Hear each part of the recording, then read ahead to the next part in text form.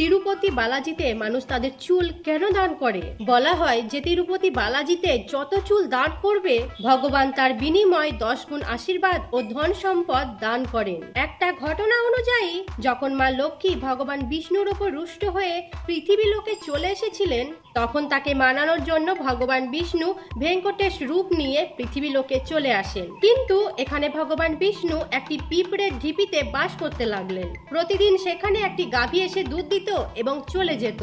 ভগবান বিষ্ণু প্রতিদিন সেই দুধ পান করতেন। একদিন সেই দৃশ্যটি গাভীর মালিক দেখে ফেলল এবং ক্রোধে গাভীটিকে একটি কুঠারে আঘাত করতে গেলেন, কিন্তু ভুলবশত সেই কুঠার ভগবানের মস্তিষ্কে গিয়ে পড়ল।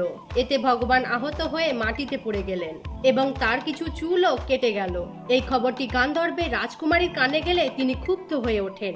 সঙ্গে সঙ্গে তিনি নিজের মাথার কিছু চুল উপড়ে নিয়ে শক্তির দ্বারাই ভগবানের মাথায় প্রতিস্থাপন করলেন। তখন ভগবান বিষ্ণু নীলা দেবীকে আশীর্বাদ দিলেন, যেমন করে তুমি আমার জন্য নিজের চুল পরিত্যাগ করেছো, তেমনি তোমার এই ত্যাগ চিরকাল স্মরণীয় হয়ে থাকবে। আর সেই সময় থেকেই তিরুপতি বালাজিতে চুল দানের প্রথা শুরু হয়।